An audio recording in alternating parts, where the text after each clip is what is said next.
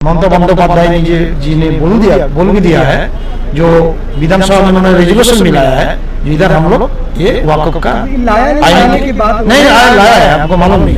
इनमें तो बेवकूफों का सरदार इटार का एमएलए साहब है, जिनको ये भी पता नहीं है कि विधानसभा में रेजोल्यूशन पास करने से एमएलए साहब लोगों को ही प्रस्ताव लाना पड़ता है। कोई ना कोई एक सरकार की तरफ से एक प्रस्ताव लेके आता है। तो मैं पूछना चाहता हूं, जिसका प्रस्ताव आया ही नहीं तो वो रेजोल्यूशन पास कैसे हो गया? असल में इसका माइंड खराब हो गया है। दिमाग खराब हो जाने से आदमी का जो होता है तो कोई इशू नहीं है। आजकल के डेट में इसके पास कोई इशू नहीं है। दुनिया बिजी है काम लेके, इसके पास कोई काम नहीं है। इसका काम है आदमी को गलत सलत बोलना। ये सीमा छोड़ दिया है, अपने सीमा को छोड़ के हद से गुजर गया। हम ये सब दिखा के आपके जरिया उसको सवाल ही नहीं, उसे दावी कर रहे हैं कि आप जिस तरह का प्रोपेगेंडा कर रहे हैं और झूठ फैला रहे हैं। सबसे पहले सब सुनने वालों को मेरा सलाम, अस्सलाम वालेकुम, नमस्कार, आदाब। ये जो हम भी एक वीडियो देखे, जिस तरह से एक माइनॉरिटी का प्रदेश प्रेसिडेंट और इटाहार का एमएलए सम्मानीय नेता जनाब मुशर्रफ हुसैन को जिस तरह का भाषा बोला गया है, सबसे पहले हम उसका कड़ा निंदा करते हैं कि उसको बेवकूफ़ों का सरदार बोलने वाला, ये बेवकूफ़ों का सरदार नहीं, ये बेवकूफ़ों का गोडाउन है। ये बोलने वाला जो है ना, असल में इसका माइंड खराब हो गया है। दिमाग खराब हो जाने से आदमी का जो होता है, आप देखिए किस तरह से आदमी को उल्टा पुल्टा समझा रहा है। वक्फ अमेंडमेंट जो अभी एक्ट हो गया, वक्फ पास होने के बाद जो अभी आइन बन गया, ये बिल कब आया था? 2024 में आया था। वक्फ अमेंडमेंट एक्ट 2024 बोल के आया था। इसका हम आपको कॉपी दिखा रहे हैं और आपको दे रहे हैं, थोड़ा इस न्यूज़ में साथ में चिपका दीजिएगा। ये 2 दिसंबर 2024 में गवर्नमेंट रेजुलेशन अंडर रूल 169 के तहत लाया गया था।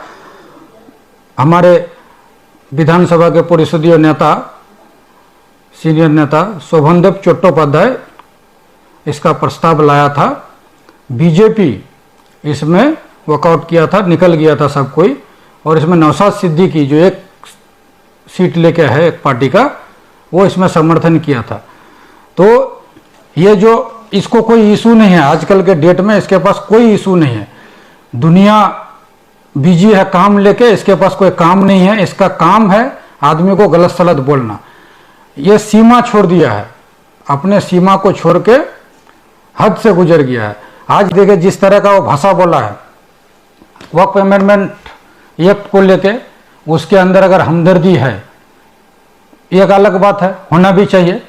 लेकिन उसको लेके जिस तरह से एक मुस्लिम नेता, माइनॉरिटी का प्रदेश प्रेसिडेंट, उत्तर दिनाजपुर से पूरे पश्चिम बंगाल का प्रेसिडेंट होना इतना आसान बात नहीं है।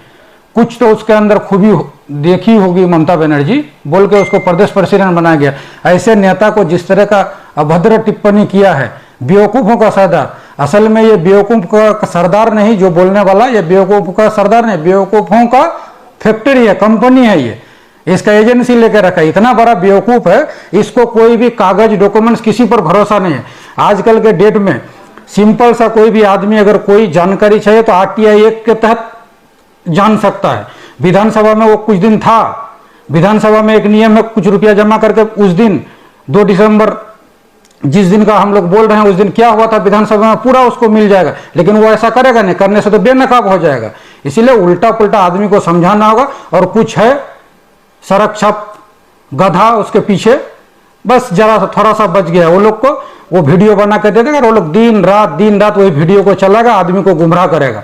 ये सब आदमी को गुमराह करके कोई फायदा नहीं है। हम लोग डॉक्यूमेंट्स के साथ बात कर रहे हैं। अगर आपको यकीन नहीं है, भरोसा नहीं है, आप एफआईआर कीजिए, केस कीजिए। और कहां से डॉक्यूमेंट्स मिलेगा वो तो बता ही दिया। साथ ही साथ हम लोग ये डॉक्यूमेंट्स आपको दे रहे हैं, आप साइड में चिपका दीजिएगा, हम आपका वीडियो का कमेंट्स में दे देंगे, वो देख लेगा। असल में इसका हसद जलन इस तरह से हो गया, वो देख रहा है रब्बानी साहब के अगेंस्ट में बोल के, ममता बनर्जी के अगेंस्ट में बोल के, चकलिया के नेताओं के अगेंस्ट में बोल के, चकलिया का एमएलए का अगेंस्ट में बोल के, जितना उसको टीआरपी लेना था, ले लिया। अब अगर मुशर्रफ हुसैन के अगेंस्ट में बोला जाए तो टीआरपी थोड़ा और बढ़ेगा। ये सब टीआरपी लेके क्या होगा? यहां मुद्दा है वक्फ अमेंडमेंट एक्ट के खिलाफ हम सबको लड़ने की बात है, जहां आईनी लड़ाई। आज हमारे यहाँ के मंत्री जनाब गुलाम रब्बानी साहब जाके सुप्रीम कोर्ट में केस करते हैं। आप तो एक एडवोकेट हैं, खुद को एडवोकेट बोलते हैं, आप एक केस फाइल नहीं किए और दूसरे को रेजुलेशन रेजुलेशन रेजुलेशन। असल में बड़ा मोदी का जो काम शुरू से 2014 से कि एक झूठ को इतना बार बोलो कि आदमी सुन सुन के उसको सच मान ले। ठीक छोटा मोदी का यही काम है, चकलिया का छोटा मोदी। इसका यह काम है कि एक झूठ को इतना बार बोलो ताकि आदमी को लगे कि नहीं ये सच है। यही वो फॉर्मूला अपनाया है और उसका कुछ है वो सब फेसबुक में व्हाट्सएप में सब वही लगा हुआ है झूठ को सच बनाने में। लेकिन झूठ झूठ होता है, सच सच होता है। आप इतना बड़ा झूठ को सच नहीं बना पाइएगा। रेजुलेशन हुआ है या नहीं हुआ है तो ये सब खाली सीधे पोर्टल सब में आके बोलने से नहीं होगा। एबीपी आनंद को बुला के एक दिन प्रेस कॉन्फ्रेंस कर दीजिए। जब पश्चिम बंगाल सरकार का मंत्री इस तरह से बयान दे रहा है या तृणमूल वाले इस तरह से बयान दे रहा है, ये गलत है। तो अगर ये गलत होता तो कब का ये कर देता। असल में इसके पास सो के जब उठता है, उठ के किसी को गाली देना होगा।